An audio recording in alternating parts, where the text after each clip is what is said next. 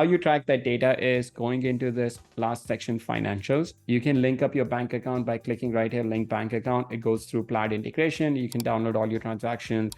So for me in my business, I don't even use QuickBooks. We have several other companies that are not using QuickBooks, doing their full bookkeeping and accounting within REsimpli.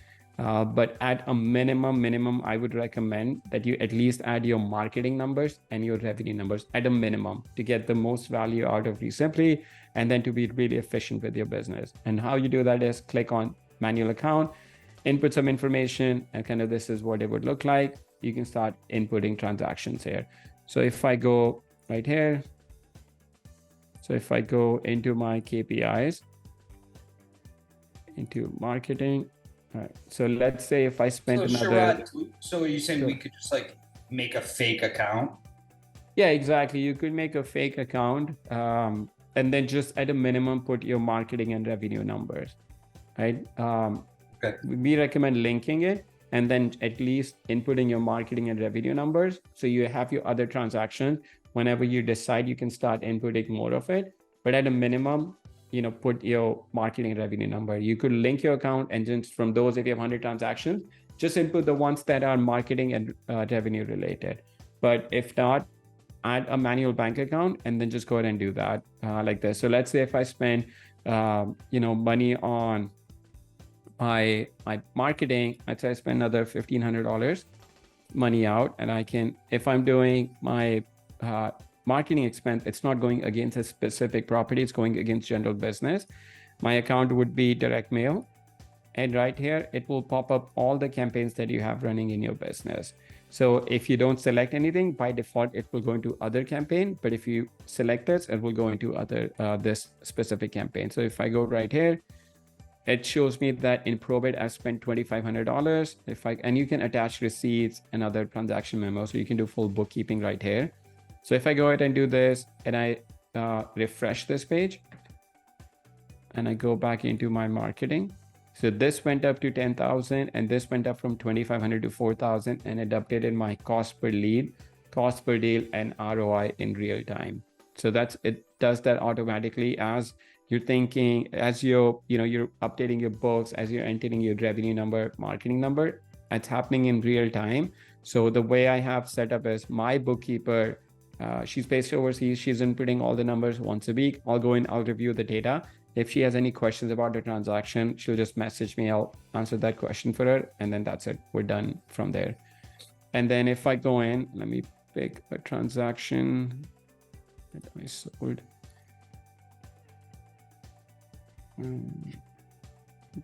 Direct mail. Okay, so if I look at this, this is, in dummy account, I sold this property 1038 North Rivera. So if I go in, let's say I made some money from this, and I'm going to go ahead and do, so I got ABC Title Company and I made 25,000. This was money in. So it came through wire. So what I'm going to do is I'm going to select that property, 1038 Mira, and then whatever income type it was. So I'm going to do, let's say this was fix and flip income. You could do wholesale fee, whatever it was. So if I do this, now the cool thing is I just told the system that, hey, I made $25,000 fix and flip income on this property. Now what happens is if I go into my KPIs, it's going to take that number and it's going to assign it to the right campaign. So the system knew that that $25,000 was from direct mail probate list, and it assigned it to that, and my cost per lead, cost per deal, and ROI went up accordingly, changed accordingly based on. So as you start inputting your marketing and revenue numbers, the revenue number you assign to the property, it would update accordingly to whatever campaign that you got the property from. So you don't have to go back, match the numbers. At the end of the day, the most important thing is you really want to know, especially as you start scaling your business. So imagine if you're doing direct mail. Let's say you have a list of 10,000 people. You pull a list of absentee and you pull a list of probate. You have a total 10,000 list, right? 6,000 in absentee, 4,000 probate. You buy a number in REsimpli, you send out direct mail. Let's say it costs you $5,000 to mail to those 10,000 people. You get a deal out of it. You made $25,000. You're like, fantastic. I spent 5,000. I made 25,000. You're happy. You made 5x. But the question is, which list was it that you made the money? Was it your absentee list? or was it your probate list? Like, did you really need to spend money on the absentee list? Maybe you got the deal from the probate list. So you could have only mailed to those 4,000 people and still made that $25,000. You didn't even have to mail to those 6,000 people. So that's why, like, the marketing channels that you're doing, especially direct mail, cold calling, or as you any expensive marketing channel that you're doing, you really want to make sure you start separating by each list. So think of each list as each marketing campaign as each motivation point. So if you have, an absentee list, a probate list, now imagine, you have the data in your market that it's the probate list that's really working. Now you're looking to scale into another market. You don't even have to, like, you have the data to prove to yourself with confidence that if I'm going into a new market, I have the strategy down, I have the numbers to prove that I should start with probate list and not go after the absentee list.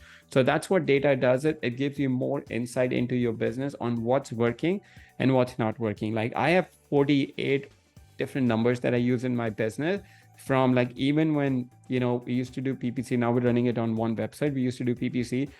I would run PPC on 3 different websites to see which one is working fine, which one is working the best. Like on direct mail, if I pulled a list, I would do absentee with unknown equity, absentee with unknown last year, and absentee with 30 years equity, absentee with 5 years of ownership. So we would really dig deep into it. So I wanted to have the data to see which specific list is it that's working for me.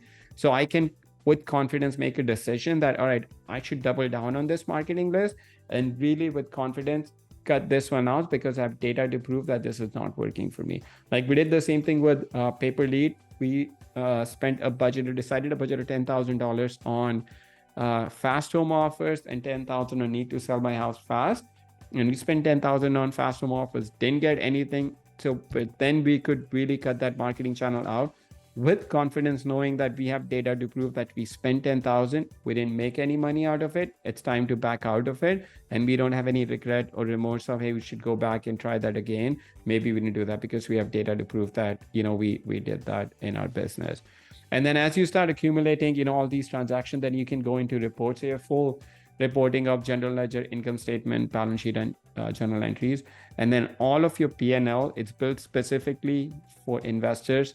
So you can see, how much money, if you were doing fix and flip income, if you're doing rental income, wholesale fee, if you're doing different marketing channels, you can start seeing how much of your total income is coming from fix and flip versus wholesale fee, and what's your breakdown of expenses. In this, my dummy account, I can see 83% of my total expenses, it made up of, marketing. So 83% of total money that I'm spending in my business, my expenses, it's going toward marketing. So really want to make sure the money that I'm spending as efficiently as possible, because that's going to be the biggest lever in my business to move the numbers in the right direction.